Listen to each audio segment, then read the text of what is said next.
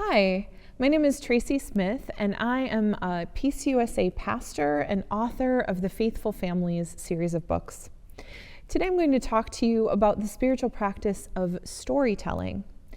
This video is one of a series of videos about the 5 essential faith practices for Sabbath. Today we're talking about storytelling, but the others are prayer, retreat, service, and hospitality. And we'll be talking about those in other videos.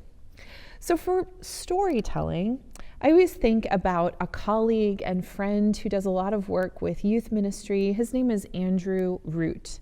And Andrew once said in a conference that I was attending that when he talks to his children at the end of a day, he doesn't ask, well, how was your day? Or what did you do? He says, tell me a story. That the gift of storytelling is so embedded in our faith tradition. We can learn so much from one another by the stories that we tell and the stories that are passed down from generation to generation. So practicing storytelling at home as a family might seem natural and normal, and I just wanted to give a little bit of color around it today. The first thing I wanted to offer is a few prompts for storytelling that might lead to some interesting conversations at home. So I thought of these. You could say, tell me a story about when someone was kind to you. Or how about, tell me a story when you felt God's love. Or finally, tell me a story about someone's faith that you admire.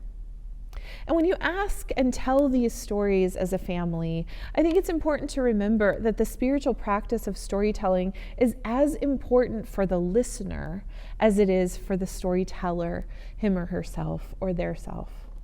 Right? So if you are practicing listening to somebody's story, one of the things you might want to practice is showing your full attention to the storyteller. It's a hard thing to do. We're so distracted by everything all around. But when we give someone the gift of our full attention as they tell us a story, it truly is a gift. And it's a spiritual practice for us as we return our attention back to them.